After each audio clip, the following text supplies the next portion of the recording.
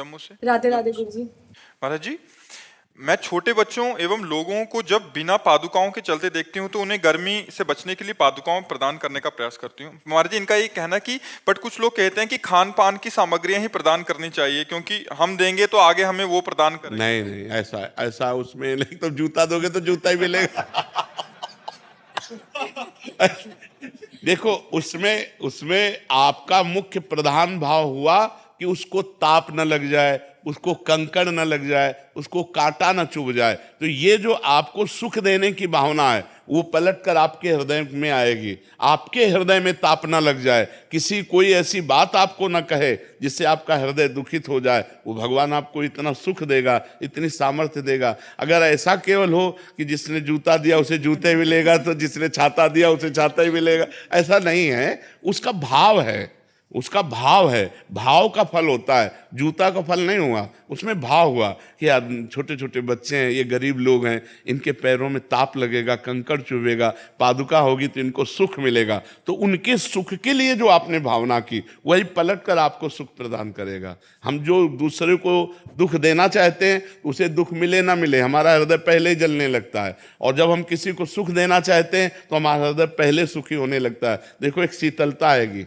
एक आनंद आएगा। हम तो कहते हैं कि एक दिन अच्छा भोजन पाके आप देखो और एक दिन अपने हिस्से का भोजन किसी भूखे को पवा के देखो, फिर देखो दोनों में स्वाद किस में आता है।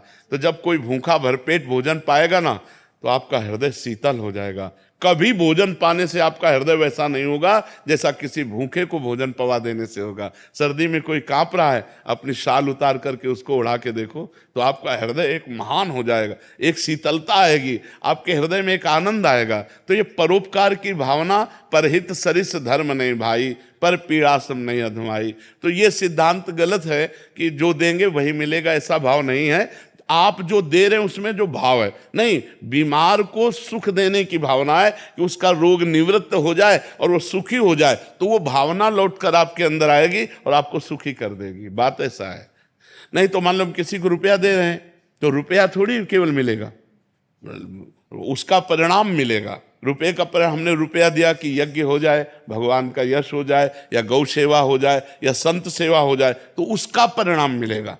वो आंतरिक भाव देखा जाता है, बाह्य वस्तुओं को नहीं देखा जाता। संसारिक आदमी बाह्य वस्तुओं को देखता है और भगवान आंतरिक भाव को देखते हैं, उसी भाव की पूर्ति भगवान करते हैं। तो सबसे उत्तम भाव ही है। हाँ, भाव, कोई वस्तु नहीं है। हाँ, वस्तु नहीं। जैसे आपके पास वस्तु है, वस्तु दे रहे हैं, और जैसे वस्तु नहीं है और हृदय जल पाया गया कि अरे कितना कष्ट है, छोटे छोटे बच्चे पार, आपका हो गया, आपको उसका लाभ मिलेगा। कलिकर एक पुनीत प्रतापा, मानस पुण्य हुए नहीं पापा, मानसिक पुण्य भी हो जाएगा।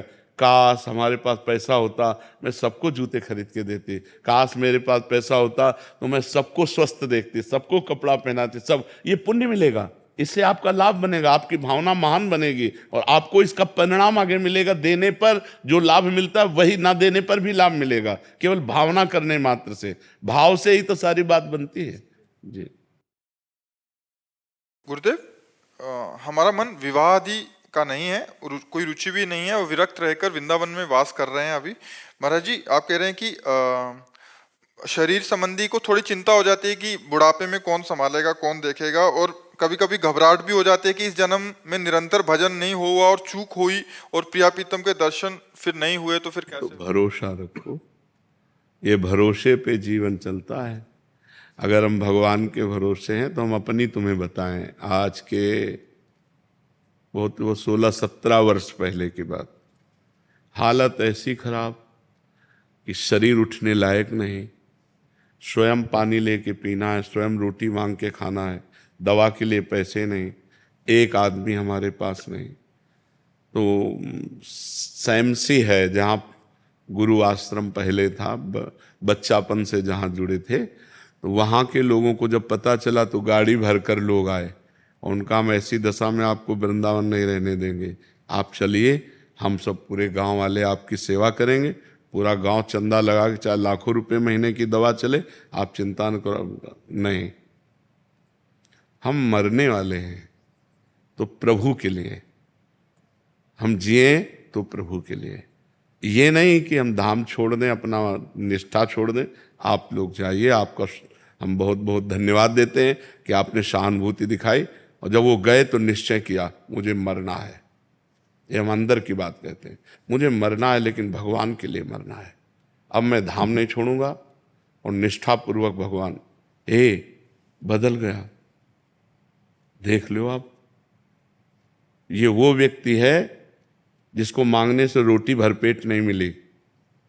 आज 500 आदमियों का बाल भोग बनता है, 500 आदमियों का राजभोग बनता है, 500 आदमियों का शयन भोग बनता है। हमें अपने मालिक पर विश्वास रखना चाहिए कि उसका वैभव कितना बड़ा है। उसका देखो, आज एक बच्चा हमें पानी पिलाता है तो दूसरा बच्चा हमारा मुंह पोंछता है।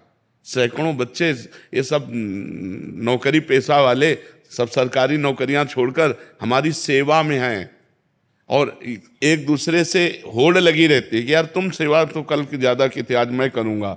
आप विचार, अपना बाप का पैदा किया हुआ बेटा भी सेवा करना नहीं चाहता अपने बाप की, और ये अन्य बाप से पैदा हुए और ये सेवा कर रहे, हमारे लिए जीवन हमको दे दिए। कौन है ये? भगवान का सारा खेल। तो हमें पहली बात तो ये नहीं सोचना चाहिए कि बुढ़ापे में मेरी सेवा कौन करेगा। जिसके लिए हमने जवानी दी तो वही बुढ़ापे में आएगा।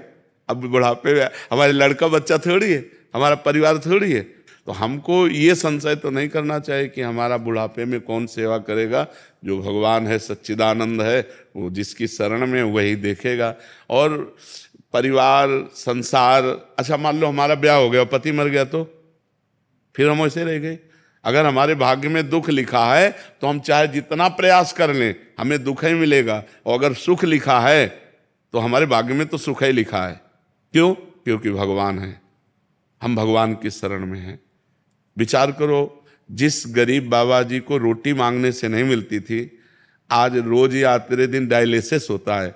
भरोसो दृढ़ इन चरणन केरो, भरोसो दृढ़ इन चरणन। जब प्रभु के चरणों का हम भरोसा कर लेते हैं तो फिर ये प्रश्न नहीं होना चाहिए कि मेरी वृद्धावस्था में कौन सेवा करेगा। नहीं, ये नहीं सोचना चाहिए। हमने जीवन भगवान को दिया है, अगर वो तड़प तड़प करके मरने का अवसर आएगा तो हम तड़प तड़प कर उन्हीं को पुकारेंगे, राधा राधा, और मर जाएंगे हम उनके लिए।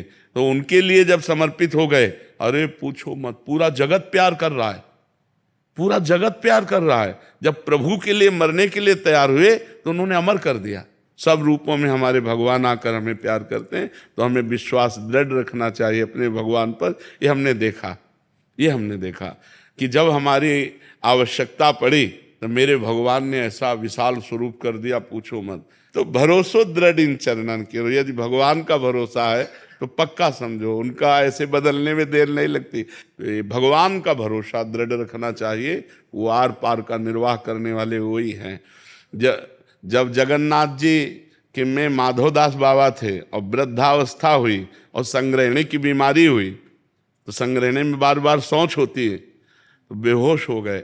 जब आँख खोला तो पीतांबर का साफा बांधे उनकी सोच की लंगोटी समुद्र से धो के फैला रहे थे। तो उनका बेटा तुम कौन हो? तो जब आंख ऐसे, अरे स्वामी आप, क्योंकि जो ध्यान में देखते थे वही भगवान सामने। तो उनका प्रभु आप ऐसा काम क्यों कर रहे हो? तो बोले बाबा जब तुम्हारा कोई है नहीं तो फिर हम ही तो है ना।